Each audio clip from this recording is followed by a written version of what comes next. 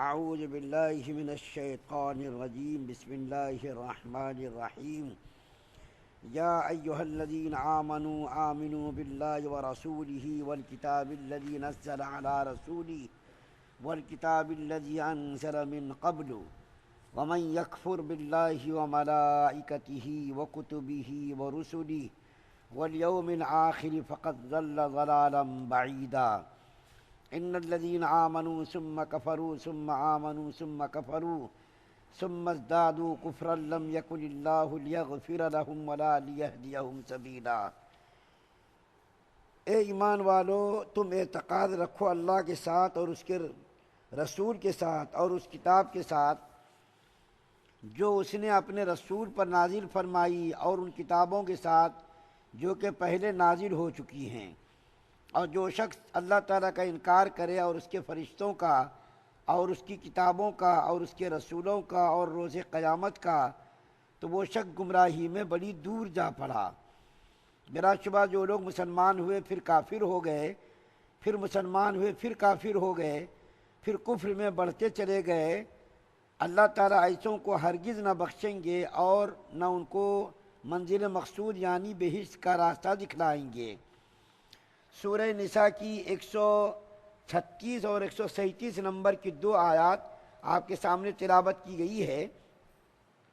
پہلی آیت کریمہ میں اللہ تعالیٰ نے جو بنیادی عقائد ہیں، اسلام کے بنیادی عقائد، ان عقائد کو بیان فرمایا ہے۔ اسلام کے کچھ بنیادی عقائد ہیں جن کا ماننا ضروری ہے اور جس کا انکار کرنا کفر ہے۔ بہت ساری چیزیں اسلام کے ہیں، ان میں سے سب سے پہلی چیز تو ہے کہ اللہ کی ذات پر ایمان لانا۔ اس آیت کریمہ کے اندر جو ہے جن چیزوں کو بیان کیا ہے کہ ان چیزوں پر ایمان لانا ضروری ہے، وہ اسلام کے عقائد کہلاتے ہیں۔ ان میں سے کسی چیز کا بھی انکار کرنا کفر ہے۔ یہ تو سب سے پہلی چیز کیا بیان فرمایا اللہ نے؟ ایمان لانا اللہ کی ذات پر، اللہ کی ذات پر، صفات پر کیا ایمان لانا، یہ سب سے پہلی ایمان کی بنیاد ہے۔ اسی کے اوپر پورے اسلام کی عمارت کھڑی ہوتی ہے۔ اللہ کی ذات کو کوئی نہ مانے تو اس کا ایمان ہی نہیں، اسلام ہی نہیں، وہ مسلمان ہی نہیں کہلا سکتا، مومن ہی نہیں کہلا سکتا۔ سب سے پہلی چیز اللہ کی ذات و صفات پر ایمان لانا ہے۔ اور دوسری چیز کیا ہے؟ رسول کے اوپر یعنی نبی کریم صلی اللہ علیہ وسلم کے اوپر ایمان لانا ہے۔ اور تیسری چیز کیا ہے؟ جو اس رسول پر کتاب نازل کی گئی اس کتاب کے اوپر بھی ایمان لانا ہے۔ اس کے بعد جو آدمی اللہ کا انکار کرے اور رسولوں کا انکار کرے، آسمانی کتابوں کا انکار کرے، فرشتوں کا انکار کرے اور آخرت کے دن کا انکار کرے، اس کے بارے میں اللہ تعالیٰ کیا فرما رہے ہیں کہ ایسا آدمی بالکل ضلالت و گمراہی کے انتہائی درجے پر پہنچ گیا۔ جو اللہ کا، رسول کا، کتابوں کا، آخرت کے دن کا انکار کرے۔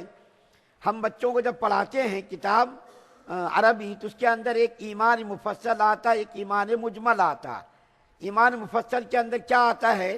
آمنت باللہ وملائکتہ وکتبہ ورسلہ والیوم الآخر والقدر خیرہ وشرہ من اللہ تعالی والبعث بعد الموت، کہ اللہ پر ایمان لانا، فرشتوں پر ایمان لانا، رسولوں پر ایمان لانا، آسمانی کتابوں پر ایمان لانا، آخرت کے دن پر ایمان لانا، بھلے برے کی تقدیر پر ایمان لانا اور قیامت کے دن اٹھائے جانے پر ایمان لانا۔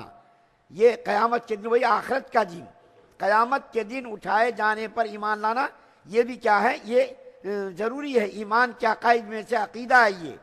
ان چیزوں میں سے جس کا میں نے ذکر کیا، اگر کوئی آدمی انکار کر دے اللہ، رسول، کتاب، آخرت کے دن پر اور اٹھائے جانے کے دن پر، تقدیر کے بھلے برے پر اگر کوئی ایمان نہ لائے، پھر وہ مسلمان نہیں بلکہ وہ ضلالت و گمراہی کے بالکل آخری درجے میں پہنچ جاتا ہے۔ اس کو کہتے ہیں ایمان کے بنیادی عقائد۔ اور ایمان کیا ہے؟ اللہ کے اوپر، رسول پر ایمان لانا، اور رسول اللہ صلی اللہ علیہ وسلم جو کچھ لے کر آئے اس کے اوپر ایمان لانا، غیب کی چیزوں کو ماننا، بالغیب ویقیمون الصلاۃ، قرآن کے اندر پہلی سورت جو سورہ بقرہ اس کے اندر کہا گیا غیب کی چیزوں پر ایمان لانا، اور اللہ کے رسول صلی اللہ علیہ وسلم کے اوپر بھروسہ کر کے ان چیزوں کو ماننا جو چیز لے کر آئے، جو چیزیں بتائیں ان چیزوں کو ماننا یہ ہے ایمان کے عقائد۔ اور دوسری آیت کریمہ یعنی 137 نمبر کی جو پڑھی گئی، اس کے اندر اللہ تعالیٰ نے منافقوں کا حال بیان کیا کہ منافق لوگ کون تھے، جس کا ذکر شروع سے آ رہا، پہلے پارے سے لے کر اب تک اور آئندہ بھی اس کا ذکر آئے گا۔ منافق لوگ اصل میں مدینے کے وہ یہود تھے جو نبی کریم صلی اللہ علیہ وسلم جب مدینہ تشریف لائے تو ان لوگوں نے پہلے تو مسلمانوں کو، اسلام کو نقصان پہنچانے کی کوشش کی، لیکن جب اس پر قادر نہیں ہوئے تو ان لوگوں نے اسلام کا لبادہ اوڑھ لیا، اسلام قبول کر لیا، لیکن دل سے وہ مسلمان نہیں ہوئے، صرف زبان سے مسلمان ہوئے، تاکہ مسلمانوں میں مل جل کر کے مسلمانوں کو اسلام کو نقصان پہنچائے۔ باہر رہ کر کے ہم نقصان نہیں پہنچا سکتے، جس کو مارے آستین کہتے، اندر کا دشمن بڑا خطرناک رہتا۔ گھر کا بھیدی لنکا ڈھائی، یہ بہت مشہور مقولہ ہے، محاورہ ہے۔ گھر کے اندر کا جو آدمی دشمن نقصان پہنچا سکتا، باہر کا آدمی نقصان نہیں پہنچا سکتا۔ منافقوں کا بھی یہی حال تھا، یہ مارے آستین تھے، گھر کا بھیدی تھے یہ لوگ۔ تو ان لوگوں نے پہلے تو اسلام کو باہر سے نقصان پہنچانے کی کوشش کی، لیکن جب دیکھا کہ اب ہم باہر سے رہ کر کے نقصان نہیں پہنچا سکتے تو ان لوگوں نے اسلام قبول کر لیا۔ اس کے بعد جتنی کوشش ہو سکی ان کمبخت منافقوں نے اسلام کو، مسلمانوں کو نقصان پہنچانے کی کوشش کی۔ تو اللہ تعالیٰ اس کے بارے میں کہہ رہے ہیں کہ وہ لوگ ایمان لائے، پھر ایمان سے پھر گئے، پھر ایمان لائے، پھر ایمان سے پھر گئے، یعنی کفر اختیار کر لیا، اور اسی حال پر وہ لوگ رہے اور اسی حال پر ان کی موت آئی۔ تو ایسے لوگوں کے بارے میں اللہ کیا فرما رہے ہیں؟ ایسے لوگوں کو اللہ تعالیٰ ہرگز نہیں بخشیں گے، ایسے لوگوں کے ہرگز اللہ مغفرت نہیں کریں گے، اور ایسے لوگوں کو جنت کے اندر ہرگز نہیں ڈالیں گے، کیونکہ قرآن کے اندر اللہ خود فرماتے ہیں وَمَن يُشْرِكْ بِاللَّهِ فَقَدْ حَرَّمَ اللَّهُ عَلَيْهِ الْجَنَّةَ، کہ اللہ تعالیٰ مشرکوں کو، منافقوں کو، ایسے لوگوں کو ہرگز نہیں بخشیں گے، کافروں کو، مشرکوں کو، منافقوں کو، ایسے لوگوں کو اللہ ہرگز نہیں بخشیں گے، اور ان کے اوپر اللہ تعالیٰ نے جنت کو حرام قرار دیا اور جہنم کو اس کے اوپر واجب قرار دیا۔ بعض علماء کہتے ہیں کہ یہ آیت کریمہ یہودیوں کے بارے میں نازل ہوئی۔ اصل میں یہودی کیا منافق کیا، یہ سب برابر ہی تھے۔ منافق یہ تھے گھر کے بھیدی تھے، اور یہودی لوگ تھے باہر کے دشمن۔ تو کچھ لوگ یہود اپنی جو ہے روش پر قائم رہے، اور کچھ لوگ بظاہر مسلمان ہو گئے۔ تو بعض علماء کہتے ہیں کہ یہ آیت کریمہ یعنی 137 نمبر کی آیت کریمہ یہودیوں کے بارے میں نازل ہوئی۔ کیسا؟ علماء کہتے ہیں کہ سب سے پہلے موسیٰ علیہ السلام کو انہوں نے مانا، ایمان قبول کیا، لیکن موسیٰ علیہ السلام کی غیر حاضری میں ان لوگوں نے ایک بچھڑا بنایا، بچھڑا بہت لمبا چڑا واقعہ سورہ مریم کے اندر، سورہ طٰہٰ کے اندر اس کو بیان کیا گیا ہے۔ زندگی رہی تو ہم بتائیں گے، آپ بھی سنیں گے کہ حضرت موسیٰ علیہ السلام کی غیر حاضری میں ان کمبختوں نے گائے کا بچھڑا بنایا، اور اس بچھڑے کی وہ لوگ پرستش کرنے لگے۔ تو موسیٰ علیہ السلام گئے تھے خدا کے پاس، ان کی غیر حاضری میں یہ لوگ کیا ہو گئے؟ بت پرست ہو گئے۔ بت پرستی ظاہر بات ہے کفر ہے۔ اس کے بعد پھر موسیٰ علیہ السلام کا جب دنیا سے انتقال ہو گیا تو عیسیٰ علیہ السلام تشریف لائے، پھر ان کا انہوں نے انکار کر دیا۔ اس کے بعد پھر نبی کریم صلی اللہ علیہ وسلم دنیا کے اندر تشریف لائے تو نبی کریم صلی اللہ علیہ وسلم کا انکار کر دیا۔ تو بعض علماء کہتے ہیں کہ یہودیوں کے بارے میں نازل ہوئی کیونکہ موسیٰ علیہ السلام کو انہوں نے مانا، پھر اس کے بعد بت پرستی انہوں نے شروع کر دی۔ پھر عیسیٰ علیہ السلام کی آمد ہوئی تو عیسیٰ علیہ السلام کی نبوت کا ان لوگوں نے انکار کر دیا۔ اس کے بعد نبی کریم صلی اللہ علیہ وسلم دنیا کے اندر تشریف لائے تو نبی کریم صلی اللہ علیہ وسلم کی نبوت اور رسالت کا ان لوگوں نے انکار کر دیا۔ ایک اور بات، آسمانی کتاب، بار بار یہ بات عرض کی جا چکی ہے، آسمانی 4 کتابیں ہیں۔ ایک کتاب حضرت موسیٰ علیہ السلام پر نازل ہوئی، حضرت عیسیٰ علیہ السلام پر نازل ہوئی، اور حضرت داؤد علیہ السلام پر نازل ہوئی، اور ایک کتاب نبی کریم صلی اللہ علیہ وسلم پر نازل ہوئی۔